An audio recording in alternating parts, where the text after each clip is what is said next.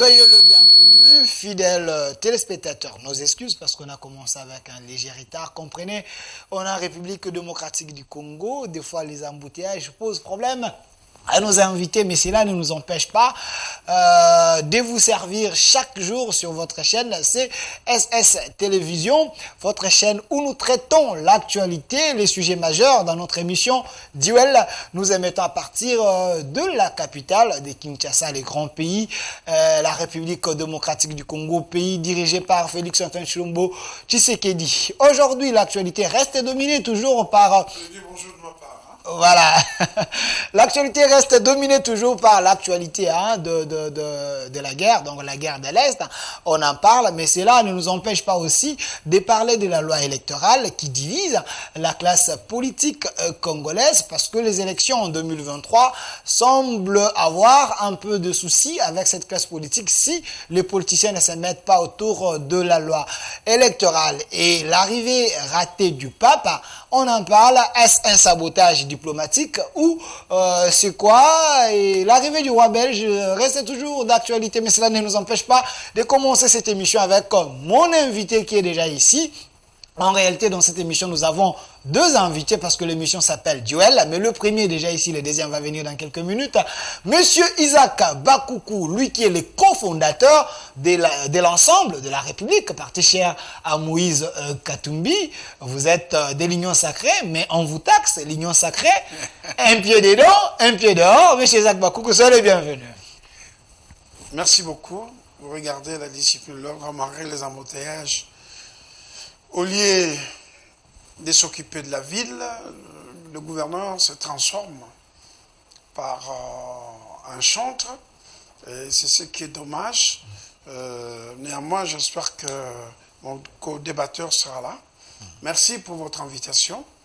Je voudrais d'abord rendre un vibrant hommage à celui que nous avions surnommé le bulldozer, Pierre Lumbi, au Congo, le tout premier secrétaire général de l'ensemble pour la République et l'ancien ministre du Sphinx, Étienne Tshisekedi, donc après la conférence nationale.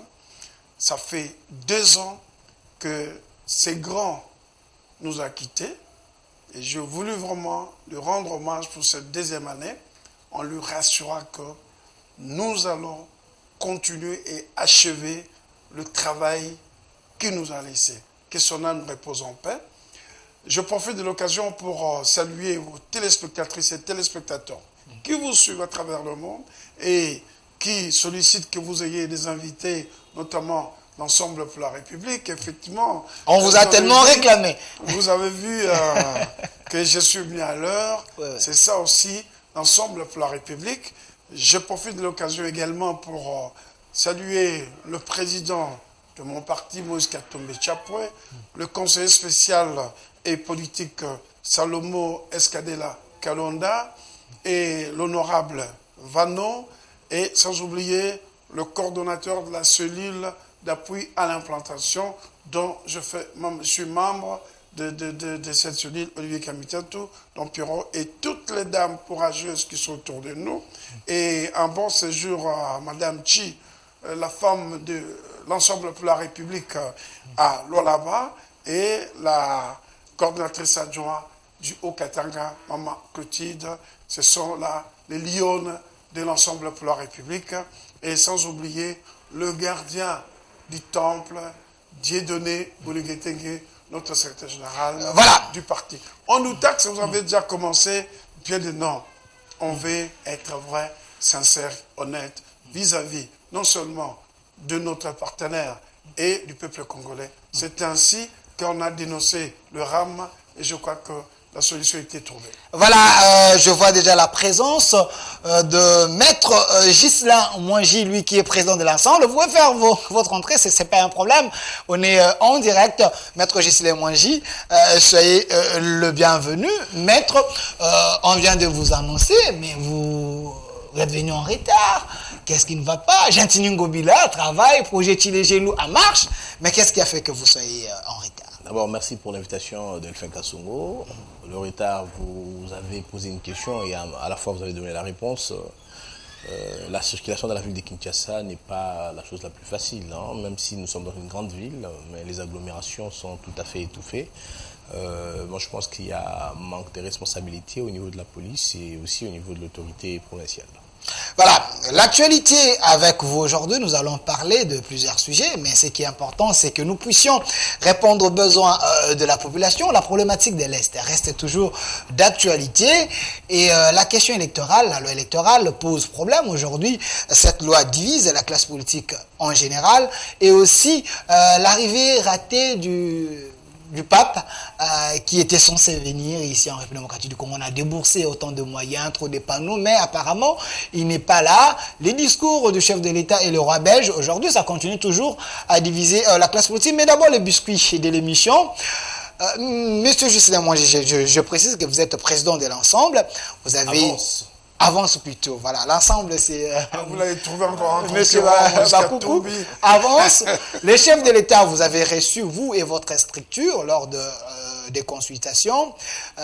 L'Avance a un courant politique, mais le biscuit de l'émission, il y a un concert, un événement, des Banawenge, comme on dit, mais il y a ceux qui pensent que c'est un non-événement. Pensez-vous, dans les contextes actuels, on pouvait organiser ces concerts? Mais écoutez, nous sommes une société réputée à caractère culturel très très élevé. La rumba congolaise, le ndombolo, le groupe Wenge, c'est toute une série d'identification de la musique congolaise. Je crois que quand on parle du clan Wenge, nous nous retrouvons tous, je crois. Et revoir le groupe qui a mouvementé le pays, l'Afrique, le monde... au début des années 80, années 90, le revoir aujourd'hui après une longue période de séparation, ensemble jouer, c'est déjà quelque chose de très très impressionnant, mais de nostalgique à la fois. Et méconnaître un tel événement ne pourrait n'être que peut-être de la jalousie ou carrément de la malveillance.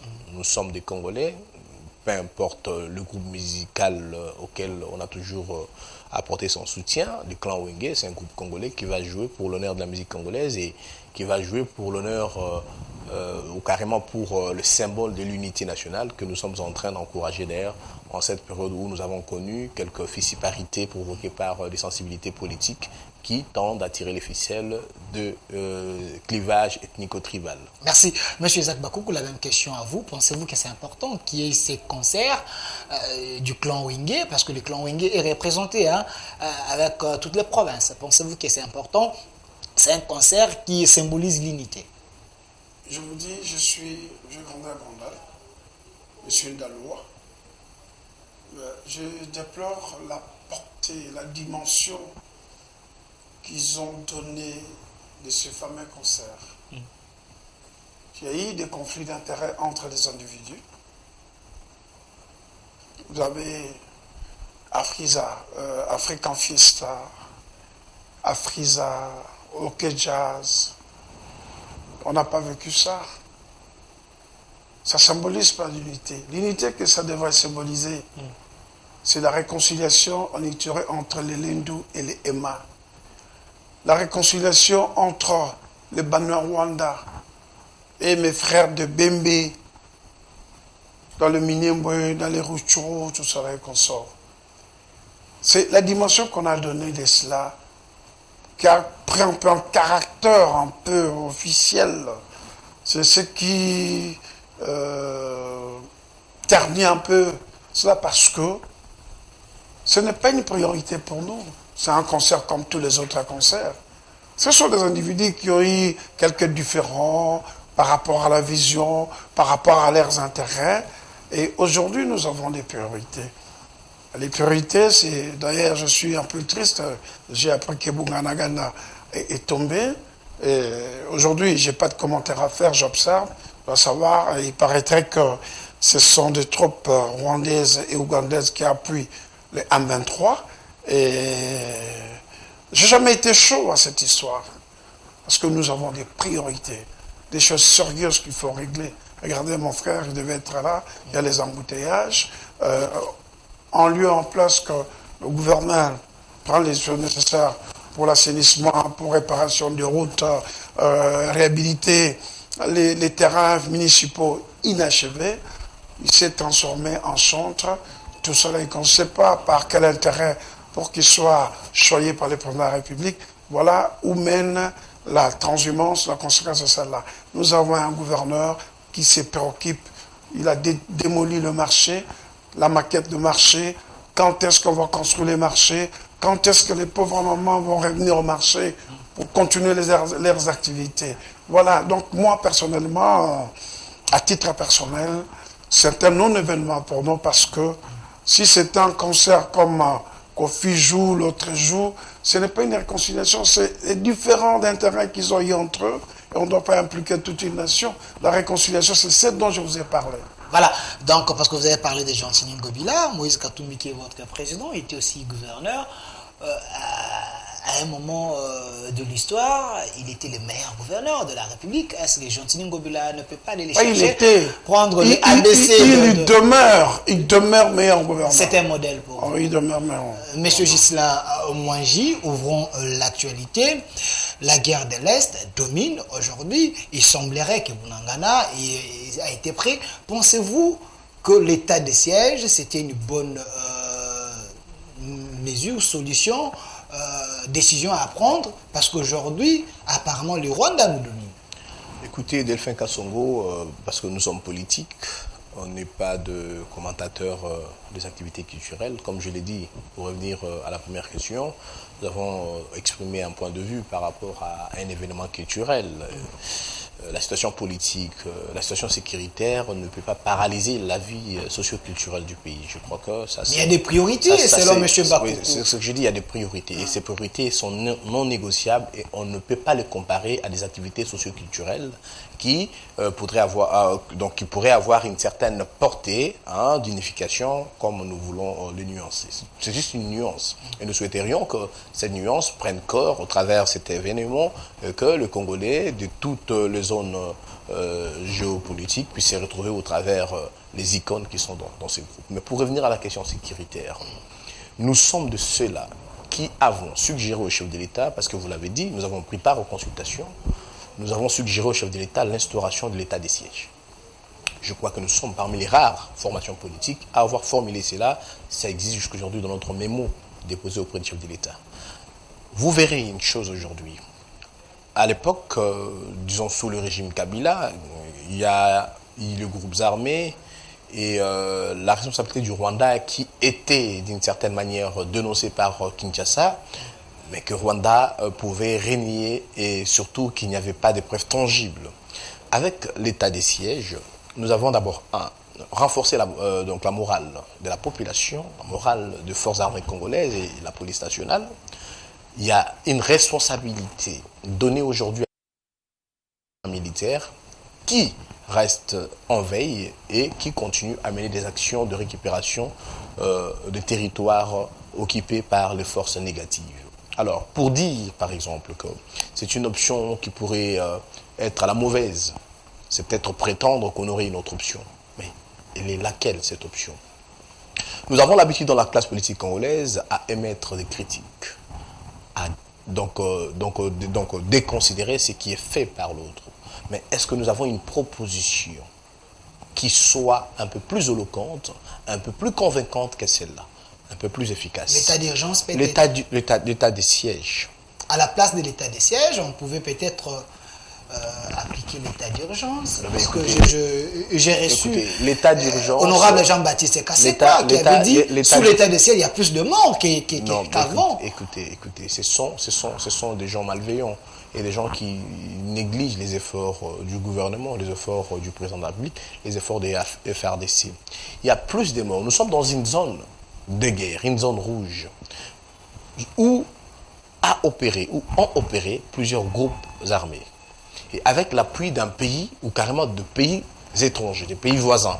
Le Rwanda, en premier lieu, et il faut voir aussi quelque part l'implication, bien que de manière stratégique, de l'Ouganda, derrière ces groupes rebelles qui sont en train donc de maintenir un climat d'insécurité. Mais j'avais dit lors des interventions dans le média, dans une chaîne de la place, que notre situation sécuritaire n'est pas une situation qui nous enverrait, nous, politiques congolais, à nous entretuer entre nous. Non. Il faudrait que nous puissions nous unir, premièrement, pour d'abord désigner l'ennemi qui est l'ennemi extérieur, non seulement le Rwanda, mais la chaîne, le système international qui avait décidé que la région du Grand Lac devienne une boucherie et que l'on puisse dépeupler les zones à minerais stratégiques pour pouvoir organiser un pillage systémique de ressources minières.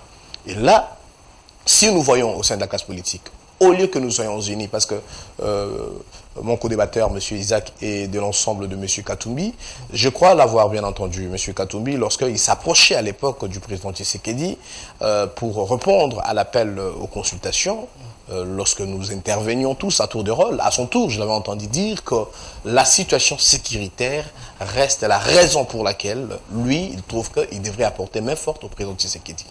Et l'Union sacrée a vu le jour avec Ensemble. Nous avons des cadres d'Ensemble, aujourd'hui devenus ministres du gouvernement. Nous en avons aussi dans d'autres systèmes de l'État. Mais ce qui est important, c'est quoi? Il faut que nous puissions, par moment, et surtout en des moments comme ceci, jeter de côté les clivages, les ambitions politiques, les calendriers électoraux pour nous focaliser sur la question sécuritaire. Ou carrément, marcher sur le deux fronts. Savoir s'organiser pour les élections 2023. Pour moi, je ne pense pas que lorsqu'on est à l'Union sacrée, on brade ses droits politiques de vouloir briguer à la magistrature suprême ou à la députation. Monsieur Katumbi, tout comme tous les autres qui sont en Union sacrée, sont tout à fait libres. Ils conservent leurs droits pour l'électorat. Mais en ce qui concerne les chapitres sécuritaires, je souhaite vraiment retrouver l'unité nationale, la solidarité et surtout le patriotisme remarqué au travers les discours, au travers les actions, au travers la dénonciation, parce que je regrette, Ensemble, comme il me semble, M. Isaac l'a dit ici, être préoccupé par la question sécuritaire plus que le concert de Wenge, c'est bien. Mais est-ce qu'Ensemble a pris part à la dénonciation contre le Rwanda? Merci. Du sein du Rwanda. Est-ce qu'Ensemble a fait une déclaration officielle? Je vais revenir vers vous. Monsieur Isaac Bakourou, il y a des questions très questionnantes par rapport à cette question de l'Est. Je me rappelle, vous aviez exigé par Moïndo Nzangi et les autres votre adhésion à l'Union sacrée. Parmi vos priorités, c'est la paix de l'Est. Mais cette question demeure. Il y a la problématique de la guerre, mais Ensemble semble être dans les oubliettes. L'Ensemble ne se manifestait pas. Récemment, il y a eu une marche pour soutenir les FARDC. L'Ensemble n'était pas sur le terrain. Vous voulez que Félix échoue pour que Katumbi ait quoi dire en 2023 parce que vous avez des ambitions présidentielles ensemble. Ça, c'est très dommage. L'accusé est déjà désigné, jugé et condamné. C'est dommage. Je fais que poser les questions. C'est très dommage parce que je peux vous faire relayer le message du président Moïse Katumbi. Il a dit, il soutenait à 100% pour que les gens suivent. Okay. Vous êtes témoin peut-être, je l'ai redit lors d'une autre émission. Il soutient le FARDC à 100%. Et demande aux autorités des efforts nécessaires pour que nous mettions un terme à cette tragédie qui dérange, qui trouble la quiétude de nos compatriotes de l'Est. Il a soulevé aussi l'option diplomatique. Ce qu'il a dit, la guerre peut apporter quelque chose, comme la guerre ne peut pas apporter quelque chose. Mais l'option diplomatique peut toujours rester. La guerre, s'il n'y a pas de solution sur le plan diplomatique, on y va à la guerre. Mais M. Katumbi n'est pas le commandant suprême. M. Katumbi n'est pas le chef d'état-major général. M. Katumbi n'est pas le ministre de la Défense. Mais il avait refusé d'être Premier ministre. S'il vous plaît, s'il vous plaît. Parce que vous voulez que les gens échouent, s'il vous plaît, s'il vous plaît, s'il vous plaît. Nous sommes dans le groupe venant de l'opposition. Le plus grand groupe qui sont dans l'Union sacrée. Cash, c'est 45 députés. Nous, c'est 70. Quand le président de la République a fait appel, nous étions les premiers à répondre. Et il a dit, je suis venu répondre à l'appel de mon frère pour le bien et le développement de la République. Oui, les gens ont la liberté de s'exprimer. Et nous aussi, nous avons notre droit de nous exprimer. Mais pas avec les mensonges, pas avec les insinuations. Le problème que nous connaissons aujourd'hui, ça nous préoccupe tous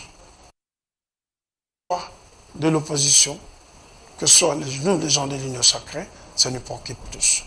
Mais il ne faut pas choisir son accusé, le condamner sans qu'il s'exprime et qui n'est même pas là-bas.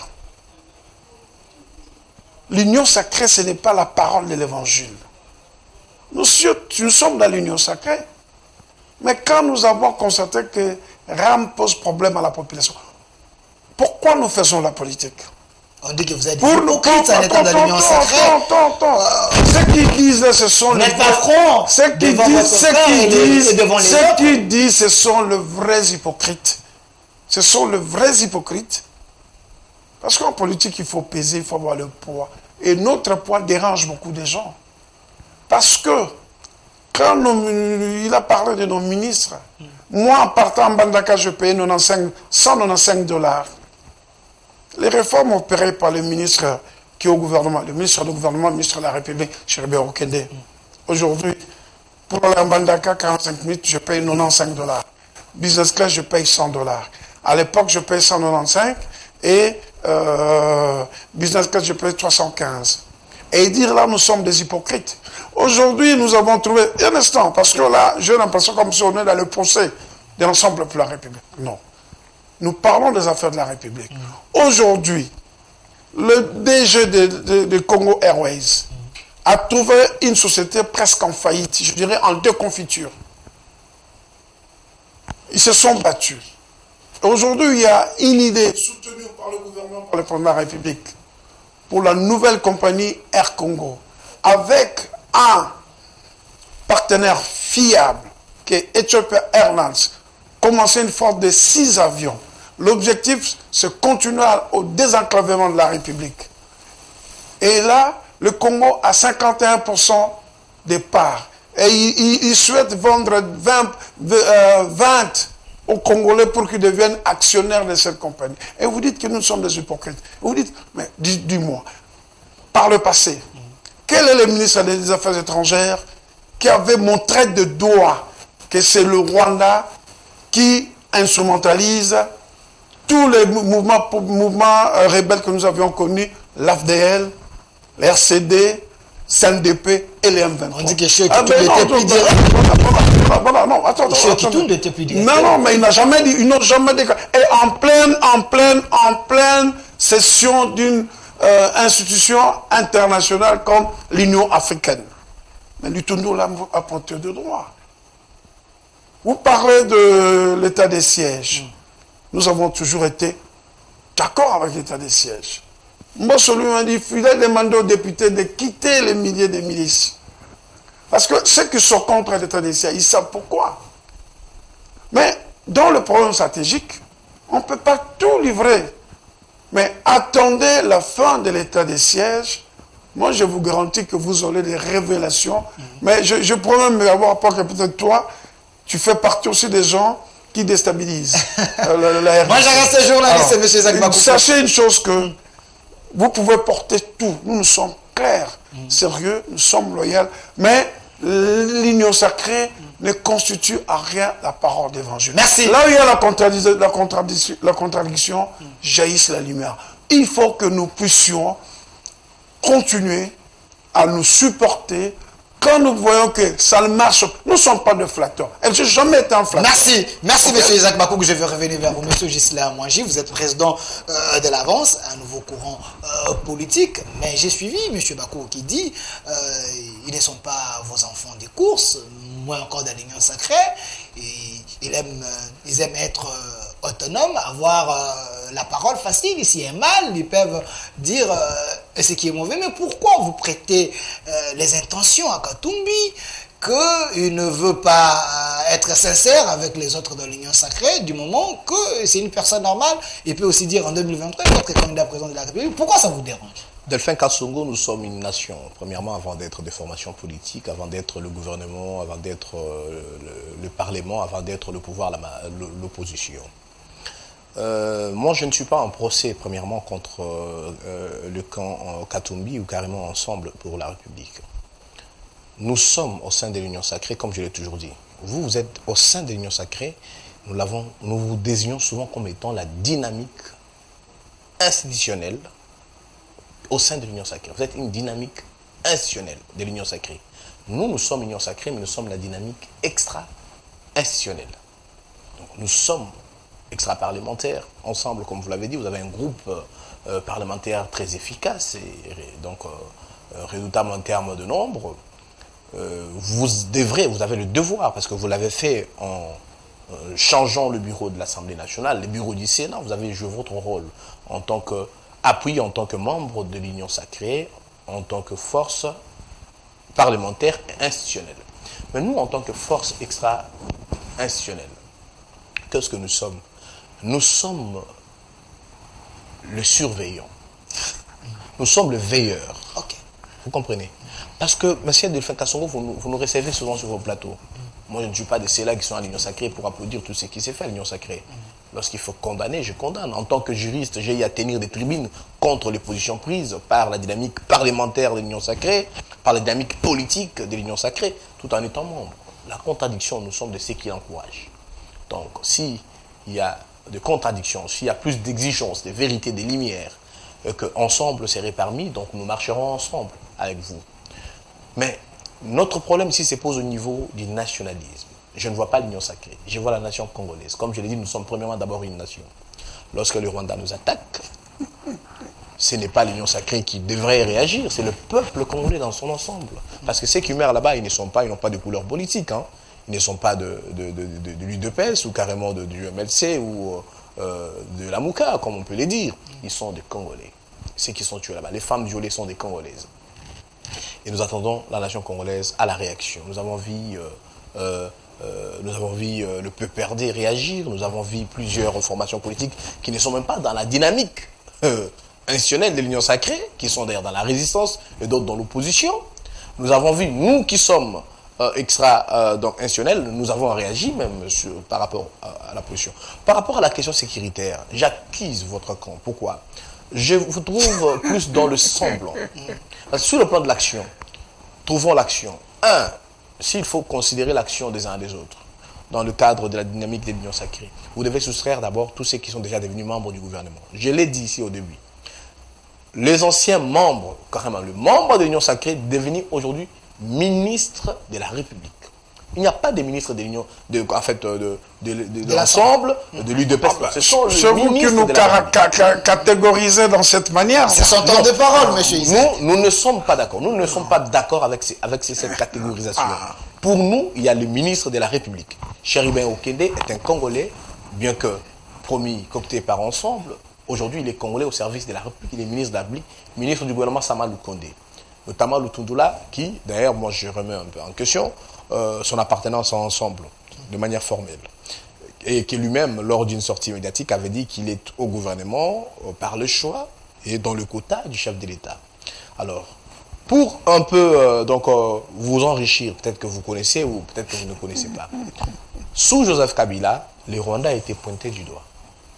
Delphin Kassongo venait de vous citer le ministre à l'époque des Affaires étrangères chez Okitundu. Raymond Chibanda, Tunga Mulongo. Les images sont là, les archives sont là. Nous avons pointé du doigt. Les mêmes débats que vous voyez au sein du Conseil de sécurité a toujours eu lieu. Il n'est pas question qu'ensemble serait derrière M. Lutundula pour lui apprendre comment il faut pointer du doigt le Rwanda. Christophe Lutundula, en tant qu'acteur politique, lorsqu'il faille citer les questions ou carrément aborder les questions sécuritaires, avant même qu'il ne soit ministre, il avait toujours eu sa langue en liberté pour désigner le Rwanda. C'est un scientifique, quelqu'un qui maîtrise. Je pense qu'il n'a fait que jouer ce rôle en tant que ministre de la République, tout comme Chéribin Okende le fait en tant que ministre de la République, qui exécute les programmes du gouvernement et qui aujourd'hui est en train de faire bien son travail. Est-ce qu'ils n'ont pas l'impulsion des Katumbi, l'amour de mieux faire? Il y a un problème, il y a un problème ici. Lorsque on est au gouvernement, on peut être encouragé par son président de parti ou carrément son autorité. C'est lui qui t'a promu au gouvernement, c'est lui qui t'a coopté, il peut être conseiller, travaille pour la République.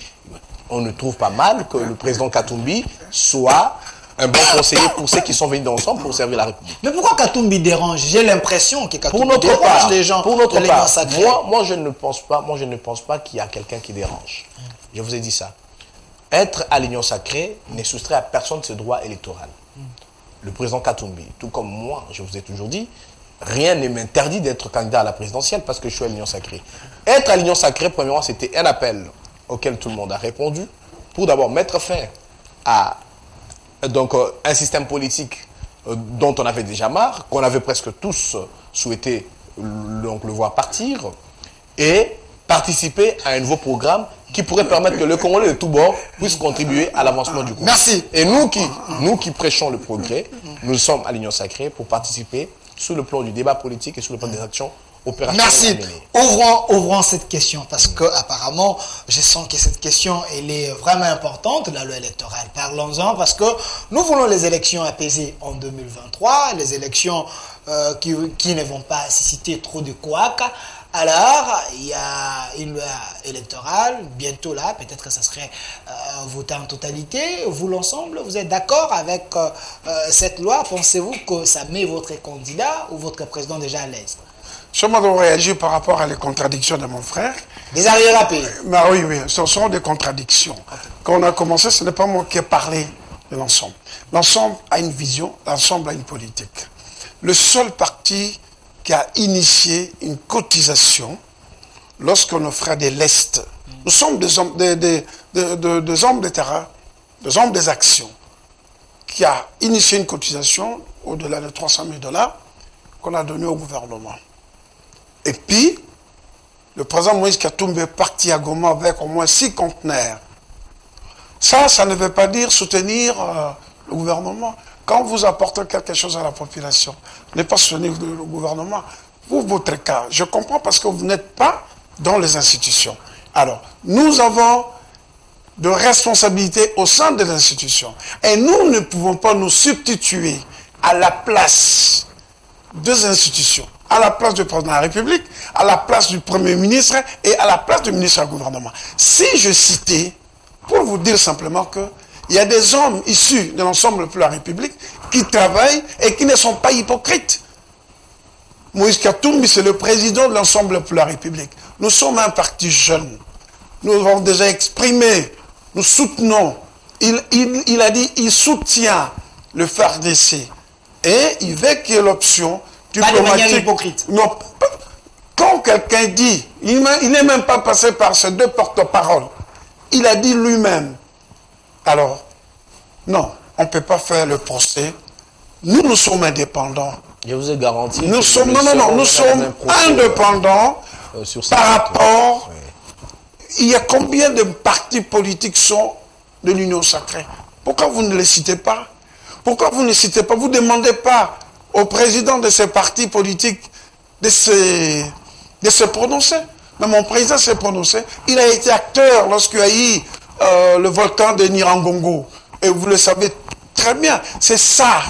C'est ça. Montrez-moi votre amour, montrez-moi votre foi. Mais moi, je montre votre amour. C'est ça. C'est l'action sur le terrain et sur le bénéfice des Congolais. Et quand les Congolais en bénéficient, le gouvernement aussi est content. Donc, c'est un homme de terrain, un homme qui est en contact avec la population. Non, je citais ça par rapport... Non, il ne peut pas se situer. Il y a un gouvernement de la République. Il y a un président de la République. Il y a le ministre de la République.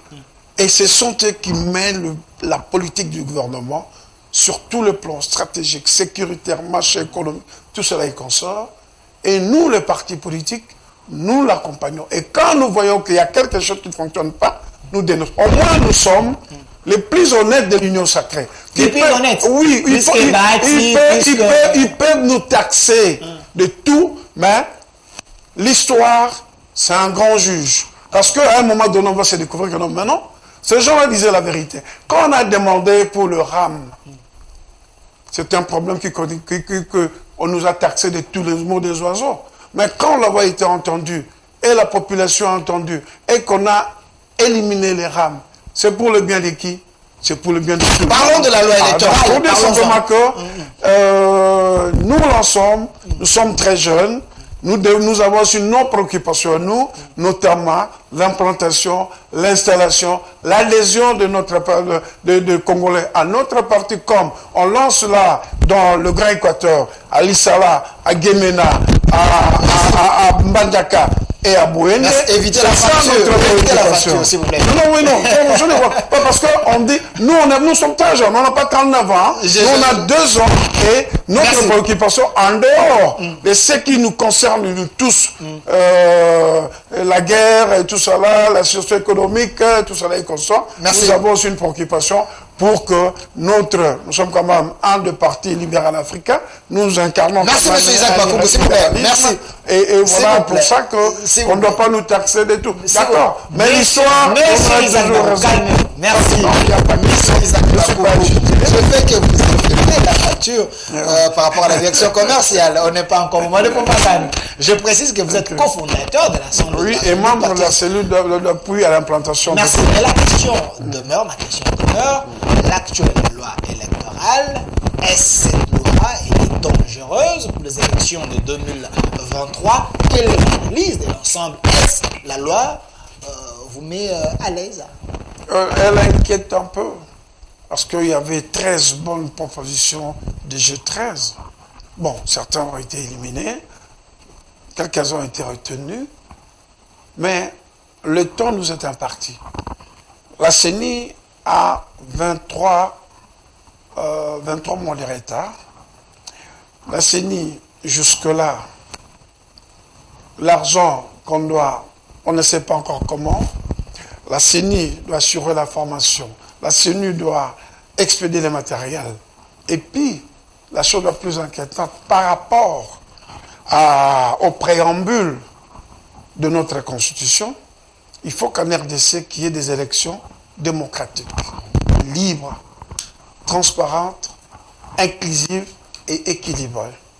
Mais quand nous voyons l'élément essentiel qui constitue le gage de la transparence repris dans le préambule de notre Constitution, ça nous inquiète. À quoi bon de retirer cette disposition alors que dans l'actuelle loi, cette disposition était malheureusement que Nanga n'a pas respecté de publier les résultats bureau par bureau. Ça, c'est une réforme qui, si on publie les résultats bureau par bureau, ça donne un sens d'une certaine opposabilité à tous. C'est une publication partielle. Mais lorsque la CENI aura tous les résultats, il va publier ces résultats sans être modifiés. Parce que à quoi bon alors l'avoir les observateurs et les témoins? C'est ça l'inquiétude. Parce que c'est le gage de la transparence. Parce que si on publie ces résultats sont consignés. Je pense même que le bureau de compilation risquait d'être supprimé parce qu'il n'y aura plus besoin. Parce que dans un bureau de vote, je vais vous dire, il n'y a pas 1000 personnes. Dans un bureau de vote, c'est 200 ou 500. Si je peux aller beaucoup plus loin, 1000 personnes. Alors, pourquoi, si on effectue le dépouillement, M. Delphin a 20, mon frère en face a 15. Maître juste là. Voilà. Et on publie ça. La publication, c'est-à-dire, il fait un petit discours, les résultats dans mon bureau, voilà, il y a ça, ça, ça. Et puis, il colle sur le mur, qu'on appelle l'affichage. Et puis, on transmet ces résultats publiés au niveau de la CENI. Et la CENI ne fait que faire le compte. Et puis, il donne les résultats définitifs. Merci. Maître Jocelyne Moine, je rappelle que vous êtes président de l'Avance. Il faut que le pays aille de l'avant. Il faut mettre à côté les antivaleurs, les choses qui énervent. Vous avez suivi plusieurs processus électoraux. Plutôt, pensez-vous que cette loi garantit des élections apaisées en 2023? Quelle est l'analyse de l'Avance? Écoutez, d'abord, comme vous le rappelez souvent, nous sommes le parti Avance, nous sommes de courant progressiste. Pour nous, la société a besoin du progrès. C'est-à-dire que nous devons tout le temps nous auto-évaluer au travers ce que nous avons eu à faire dans le temps et savoir quelle action poser, quelle réforme mener pour que nous puissions avancer. Avant qu'on avance sur le plan économique, sur le plan social et constant, nous devons d'abord avancer sur le plan législatif. Parce que ce sont les lois qui permettent au pays de développer et c'est en ce sens qu'on dit que la justice élève une nation. Parce que lorsqu'il y aura contentieux électoral, on va recourir à la justice. Mais la justice ne sera pas dite de manière spontanée, elle sera dite sur base de la loi. Et voilà que nous sommes à une période très très importante, celle des réformes sur la loi électorale. Mais on se pose une question, pourquoi y a-t-il eu réforme? Pourquoi on réforme? Il y a réforme lorsque l'on constate que la loi, parce que la loi électorale nous l'avons déjà, parce qu'on constate que la loi que nous avions avant pose problème ou a posé des problèmes. Pour avoir été candidat aux élections de 2018, aux législatives nationales tout comme provinciales, j'ai touché et j'ai digéré amèrement les difficultés que nous avons eues. Le processus était opaque. Plusieurs experts l'ont dit après. Et la crédibilité même du processus a été remise en question sur le plan international tout comme sur le plan national. Pour plusieurs raisons. Et la meilleure de toutes les raisons reste celle que Isaac vient d'évoquer, la raison de la transparence. Mais non seulement de la transparence, et aussi celle de la traçabilité. Parce que, bien sûr, en expliquant ce qu'il dit là, c'est ce qu'on appelle la traçabilité. L'on prévoit dans le processus que le résultat soit affiché bureau par bureau. Et après l'affichage des résultats bureau par bureau, le PV sont envoyés au niveau de l'antenne et qu'au niveau de l'antenne, on devrait faire les antennes CENI devraient donc être transformées en centre de compilation.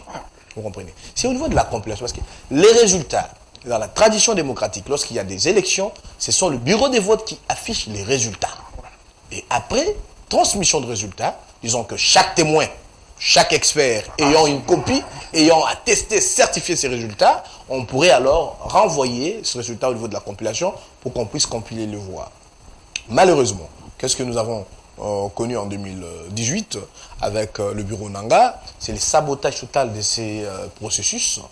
Nous étions au centre de compilation pour notre circonscription électorale, alors que Corneille Nanga avait des données numériques coctées au travers de puces, d'ailleurs qu'il avait nié au départ, mais qu'il aurait dit qu'il y a eu un système auquel ils ont recouru pour des résultats expéditifs. Malheureusement, ce n'est pas conforme à la loi.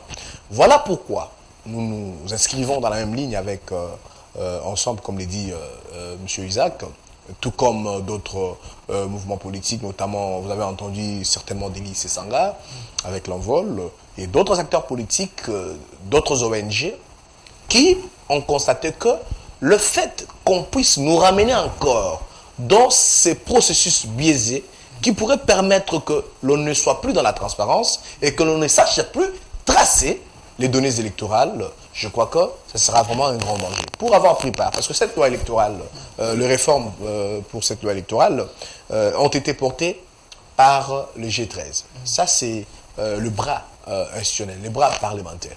Mais moi, j'ai pris part, à l'époque, nous étions délégués du Front commun pour le Congo, dans le cadre, au niveau du groupe de contact, avec les organismes internationaux, avec les représentations de partis politiques, et notamment la société civile pour l'élaboration des MADVECUM, qui a conduit à ces réformes-là. J'ai le projet, je l'ai encore dans mes données, nous y avons travaillé. Et je pense pour ma part que nous allons dans une mauvaise direction et nous sommes en train ici de prendre les risques de promouvoir les passéismes.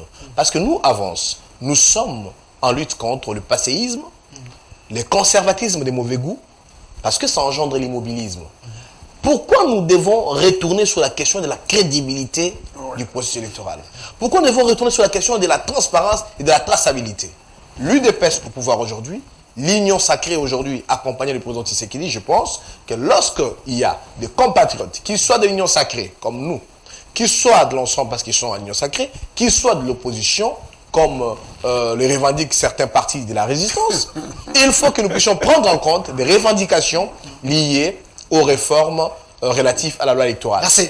Parce que déjà aujourd'hui, si vous ne savez pas, la commission PAJ devrait donner un rapport après tout ça. Mais déjà, pour les parlementaires qui ont pris part à cette commission, les plaintes continuent. Voilà. Nous nous demandons si avec l'Union sacrée et la dynamique parlementaire, nous sommes en train de préparer un chaos électoral pour rééditer le spectacle désolant de 2000. Ou carrément, nous voulons tous 2019. Je serai candidat certainement à la présidentielle ou à la législation nationale.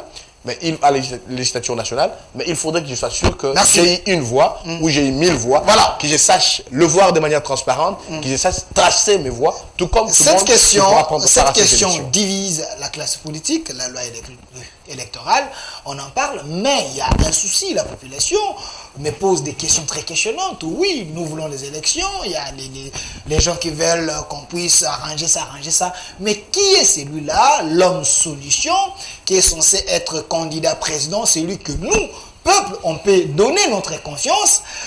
Ils m'ont même donné l'exemple de la France, Marine Le Pen et Emmanuel Macron. Ils ont fait un débat, et débat de qualité. Est-ce qu'il faut avoir à la tête du pays un homme qui a suffisamment étudié, qui a un CV, qui pèse, ou soit un homme qui s'est lancé dans les affaires, il a l'expérience dans les business, ou bien qui est celui-là qui peut changer les destins de la démocratie du coup, les profils de l'homme. Parlons des élections, oui. Il y a ceci. J'apprécie son sérieux et son honnêteté, parce qu'il ne faut jamais oublier dans le préambule, parce que les Congolais, il faut consulter notre loi fondamentale. Si depuis 1960, nous continuons de crise en crise, c'est sur base de cette crise de légitimité après l'élection où quelqu'un il est contesté. Alors, moi, je suis un enfant de la Révolution, les jeunes Turcs, de l'opposition politique extérieure, depuis 1989. Nous avions stigmatisé les pratiques des antivaleurs du régime passé. Nous disions ça, nous voulons les élections libres, démocratiques, transparentes, inclusives et équilibrées. Nous disions, nous tous, qu'avec nos frères de l'UDPS, tout ça, c'est ce que nous disions. Et ce n'est pas nous, aujourd'hui, au pouvoir, nous fassions le contraire pour nos bourreaux d'hier qui viennent nous donner des leçons. Chose inacceptable. Chose inacceptable. Nous devons corriger là où ça n'a pas fonctionné. Nous devons arranger là où ça n'a pas été arrangé. Nous devons être fiers des réformes que nous apportons par rapport à ceux-là qui n'avaient rien fait. L'état de siège, c'est une bonne chose. Nous avons toujours encouragé ça. Parce que nous savons qu'il y aura des révélations. Alors, il faut aller dans le sens des réformes que de dire tic-tac. Non. Je vais vous dire une chose. On a ma question. La loi, j'en viens avec votre question. J'en viens avec votre question. Okay. Il faut aller dans la Constitution. La Constitution reprend quoi? Quels sont les critériums pour que quelqu'un soit candidat pendant la République? Vous savez, dans la Constitution. Est-ce qu'il ne faut pas changer? Parce que j'avais reçu... Non, s'il vous plaît, s'il vous plaît. Il n'est pas une référence. Je peux terminer. Il n'est pas une référence. Je peux terminer quand même. Il n'est pas une référence. Dites-moi de l'honorable Délice Sanga. S'il vous plaît. Parle-moi de l'honorable Délice Sanga. S'il vous plaît, il a la confiance de la population. Il parle au nom de la population. Il a proposé... S'il vous plaît. Allez-y. Est-ce que je peux terminer? Il a proposé un projet de loi avant de devenir président de la République, ou soit postulé comme président de la République. Il faut avoir un certain niveau. Est-ce que c'est là... Je vais vous dire une chose. C'est pas important. Je vais vous dire une chose. Mon cher ami.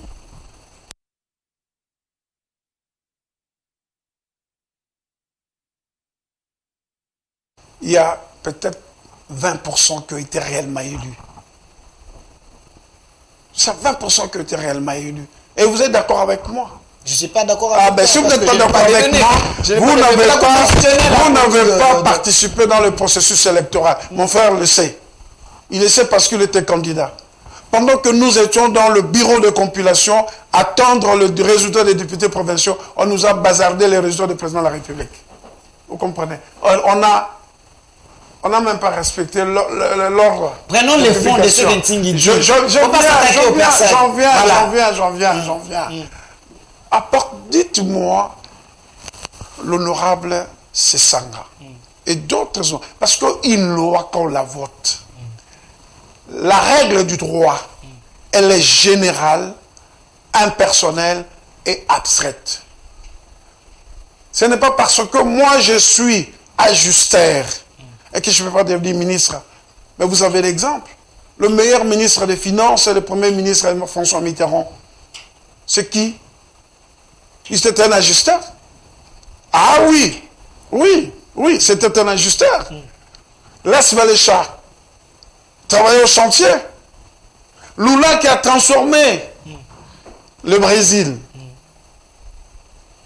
Ce n'est pas nous qui devons choisir. Il a parlé, ce n'est pas nous qui allons choisir, nous politiques. Laissez les souverains primaires. Il y a déjà les critériums dans la Constitution. Berlusconi, dans 6 mois, il est devenu le président du Conseil dans l'histoire de l'Italie. Moi, je suis un entrepreneur. Je suis un fermier. La profession de ce que la personne a suivi, c'est l'expertise, la compétence. Vous allez me dire aujourd'hui, Bernard Tapie, à l'époque, il était le meilleur ministre de la ville. Il était un entrepreneur, chef d'entreprise de Marseille, tout ça, les consorts. Les Congolais, il faut laisser les Congolais choisir. Merci. S'il va choisir mon voisin ici, maître, président de la République, il est choisi. Maître Ghislain il y a un critérium qui est dans la Constitution. Merci. On ne peut pas aller hors Constitution. Merci. On ne peut pas aller hors la loi. Merci. Les lois sont faites pour les hommes, mais si le problème se pose, on peut aussi modifier les lois. S'il vous plaît, Maître Ghislain Mwangi, pensez-vous que M. Isaac a totalement raison? Donc, les diplômes, des fois, ne comptent pas, mais l'expertise et l'expérience des personnes... Je vais travailler une minute. Hein. Les diplômes, c'est une présomption. La compétence est une autre. Et il faut concilier le diplôme et la compétence. Il y a des gens qui sont bardés des diplômes, mais c'est nul. Merci, monsieur. Je suis moi, j'ai la même question à vous. Oui, je crois que nous parlons d'un processus électoral et nous parlons de ce qui peuvent être présidentiables. Comme il l'a dit, et comme tout le monde le sait, c'est au regard de la Constitution que tout cela est défini. Et pour des dispositions spécifiques, c'est la loi électorale qui vient apporter quelques exigences. Pour être candidat de la République dans notre pays, il faut avoir au minimum 30 ans. C'est dit, il faut avoir au minimum un niveau d'études, des diplômés d'État. Il faut avoir une expérience professionnelle d'au moins 5 ans, avérée. Si quelqu'un a plus de diplômes que ça, si quelqu'un a plus d'expérience que ça, il peut être candidat. Ici, pour moi, je pense que c'est au niveau maintenant des électeurs. C'est pourquoi il est plus important qu'on revienne à ce que vous avez dit tout à l'heure, les débats entre candidats. Aujourd'hui, M. Isaac est en contradiction, ou carrément nous faisons un débat, nous interagissons sur votre plateau, et le public peut évaluer. Au cas où nous sommes des challengers, voire non, nous pensons que les idées de tels candidats sont convaincantes. La posture de celui-là m'emporte, je peux voter pour lui. Malheureusement, dans notre pays, dans notre démocratie, on nous a retiré ces droits-là, les droits d'appréciation finale. Parce que chaque candidat, avec son équipe de marketing, fait la publicité pour lui. Si vous avez des moyens, vous ferez de grandes affiches. Vous ferez votre documentaire, vous présentera comme étant le Messie, comme étant le faiseur de miracles. Mais de tous ces candidats, de tous ces acteurs politiques, moi je dis, sont des bonimenteurs, sont des vendeurs de rêves. On donne le pouvoir aujourd'hui. Après une année, nous allons évaluer, nous verrons que le pays ne deviendra jamais le paradis partout de baguette magique. Un pays change par le travail. Le développement, c'est le résultat des efforts de toute une république. Mais il faut qu'à la tête, lorsqu'on choisit un homme comme président pour présider à la destinée d'une nation, qu'on choisisse l'homme le plus efficace pour emporter la majorité de son peuple dans une dynamique du développement, dans une dynamique du progrès, du changement. Et je crois pour ceux qui prétendent devenir candidats à l'élection 2023, pour tous ceux qui le pensent, qu'ils oublient qu'il suffit de faire plus de polos et des effigies en leur nom pour que la population leur appartienne.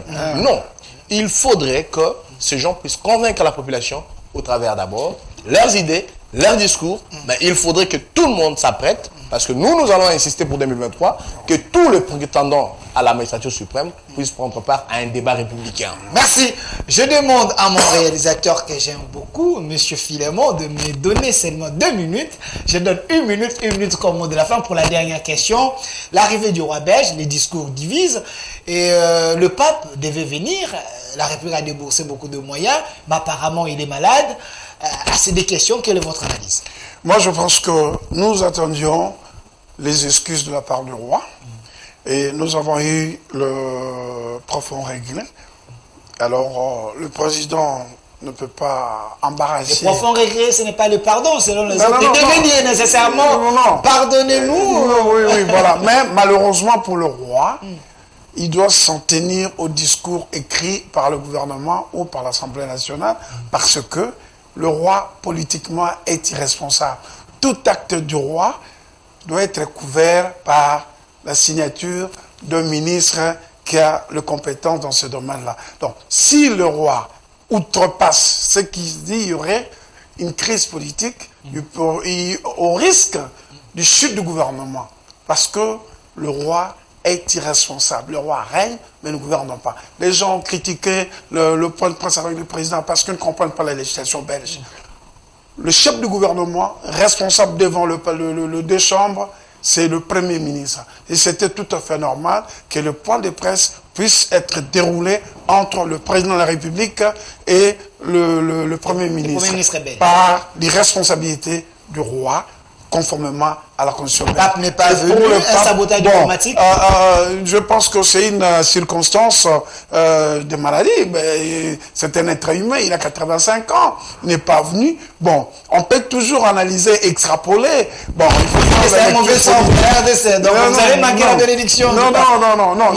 Moi, je suis le plus malheureux parce qu'il venait aussi pour béatifier un de mes frères, le seul saint en République démocratique du Congo, qui est Bakanza Isidore, dans mon autre secteur de Boussira, à Bokoté, donc dans les territoires de Bolomba, dans la province de l'Équateur. Je profite pour dire bonjour à tous les Bolombiens et Bolombiens, que le pape reviendra pour béatifier notre frère Bakanza Isidore. Merci, Maître Ghislain. Moi, je sais votre mot de la fin. C'est des questions, les deux discours au roi belge et le président de la République, et l'arrivée ratée du pape. Quelle est votre lecture Mais nous n'oublions pas l'histoire. On ne peut pas oublier l'histoire. Étant un apôtre du progrès, parce que je porte la voix du progrès, j'invite les peuples congolais à s'inscrire sur cette voie-là, sur la voie du progrès.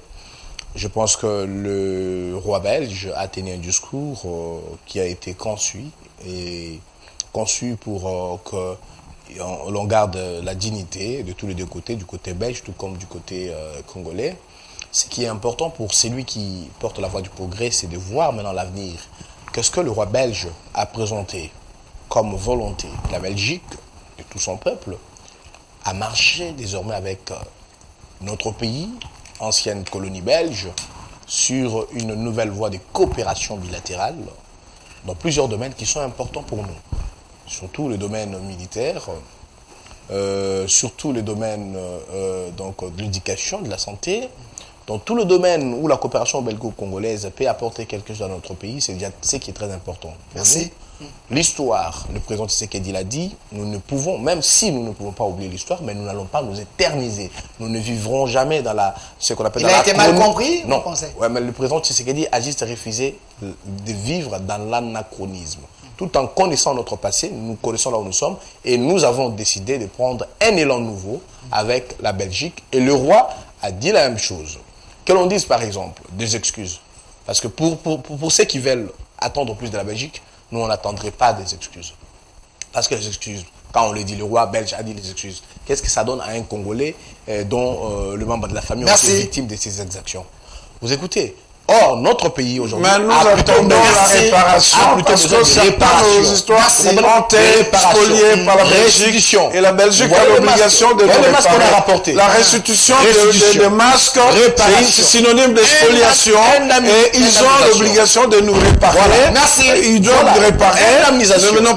Voilà. Il faut quitter les stades émotionnels. Non, étape par étape. Étape par étape. Mais tout ça, on ne va pas éterniser ces étapes. Merci. Ce sont... Ça n'est fini ce pour sont des aujourd'hui. clauses Vous avez qu'il faudrait compris que c'est carrément- l'actualité avec Maître Gislain, moi je dis Je vous en prie, de l'avance. Alfred Merci Kassovo. d'avoir Très bon répondu à débat, notre merci. Oui, invitation. c'était un plaisir. Également de l'autre côté, Ah, tu vois, c'est M. ça, Isaac magnifique. Bakoukou, cofondateur de l'Assemblée pour la République. Merci également d'avoir répondu à notre invitation. Merci aussi à vous, fidèles téléspectateurs, à la réalisation, M. Philemon.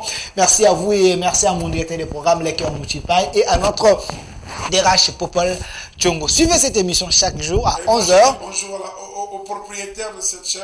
C'est un beau cadre et j'étais très à l'aise aujourd'hui. Merci.